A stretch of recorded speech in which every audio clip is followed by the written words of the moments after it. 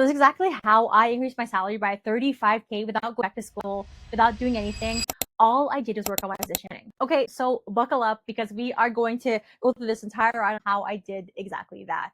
So you might be thinking, what does positioning even mean? So positioning is basically your brand. So think about the brands that you love. Think about like Nike or your favorite influencer, the Alex Earls of the world.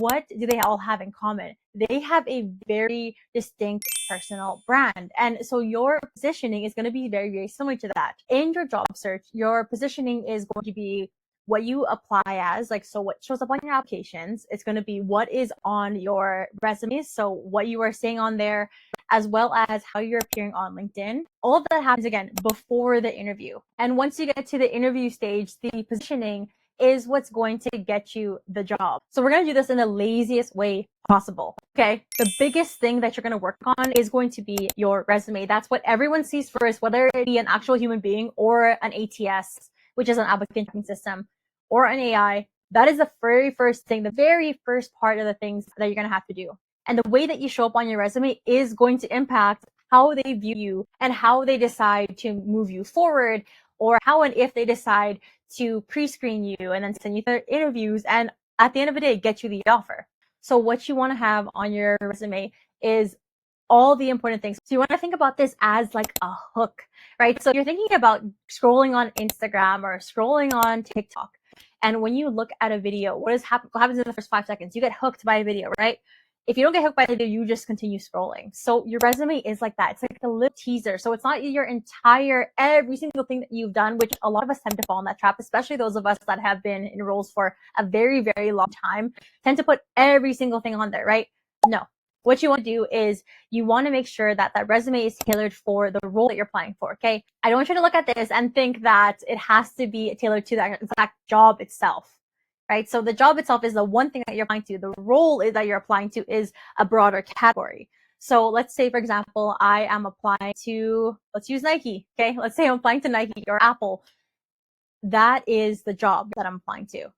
The role that I'm applying to might be an executive assistant role or a graphic designer role. So you want to tailor your resume to the role that you are applying to. So everything on your resume should read that role. So it doesn't matter if you have a very diverse background and all these things. Like, again, that is amazing and that is great. But what's going to happen is you're going to go through the system, or someone's going to look at you and gaze at you for 10 seconds and they're going to make a snap judgment.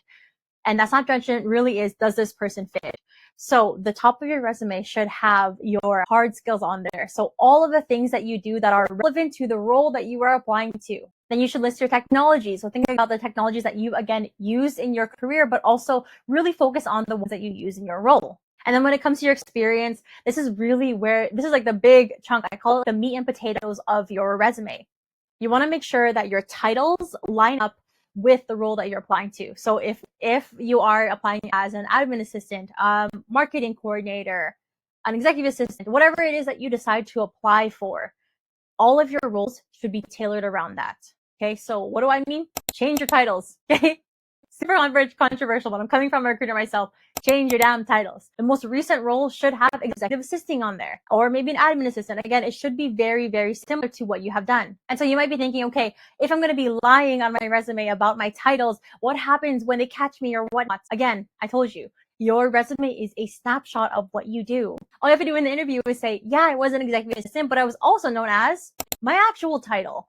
And that completely negates the entire thing that's on there. That back and forth in your mind of being like, I don't want to be inauthentic. And I hear you, I'm with you, but I also want you to get the damn job. So we want to make sure that we are putting out there what you need to put out there. And then everything else you can explain in your interview. The other thing you want to do is make your bullet points results oriented. So I want to see some quantifiable aspects. What are quantifiable aspects? I want to see the time that you saved on there.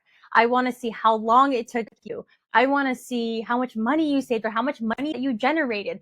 I want to see what that all looks like. Basically, I want to see numbers on your resume, and that's going to set you apart from the crowd because everyone is talking about, okay, start with the keywords, start doing all those things. And yes, those are important. It is important to do, but you want to make sure that you have the numbers on there because that's immediately eye-catching, right? If you see a number, you're like, ooh, what is that? What is that? What is that, right? So you want to just make it that recruiters, when they're looking at it, or an ATS or an AI, when looking at it, they say yes. And yes to, does this person fit? Yes, they do. And they're looking through your resume and looking, okay, yes, and yes. And yes, that works, right? So that's really what you want to do. You want to keep getting that yes. And then once you're actually in the interview, what you want to do is bridge that gap, right? So you want to be the same person on paper as you are in person as well. So before you go into your interview, understand exactly what you've written on your resume, what you're applying to, and tailor your responses to them. And all of this works whether or not you want to be the one networking or reaching out to people on LinkedIn or cold emailing or straight up just applying, which by the way, I think is the most effective of all of them. And positioning works whether that is in your actual career itself, your job search, or even outside your life, right? Just think about any time that you have to be a little bit more authoritative or kind of sell yourself. That's all that this is, right? This is all just really selling yourself. So realistically, you want to make yourself someone that they want to have on their team, right? Someone they like, know, and trust. How are you going to do that? All by your positioning. Because good positioning is what gets you those random jobs out of nowhere where people are on your LinkedIn and they are talking the shit out of you and they are sending you email requests to be like, hey, I have this job that I think you'd be a great fit for that's not even posted. That's what good positioning does. I literally have recruiters in my inbox every single week asking me to work. LinkedIn is another thing as well that I'll do a separate video on. So we can kind of go into the nuances of it. But realistically, if you can position yourself well for your resume, again, tailor yourself to the role that you're applying to and actually apply to those type of roles, it's going to make it so much easier for job search. You're going to 5x your results. You're going to be able to make more money because if you show yourself as someone that has value and can add value to whatever company you apply to, everything, I promise you, just gets easier from here on out. And I have a free guide that walks you through the basics of positioning and what to have in your resume, what to not have in your resume, and all that. And that'll all be linked below. So moral of the story is that positioning matters more than you think. And that starts with your resume and how you show up on every single application. I'm going to be sharing a lot more tips on this here in my YouTube channel. So make sure you hit subscribe, leave a comment if you have any questions, and I will see you next one. Okay? Bye, everyone.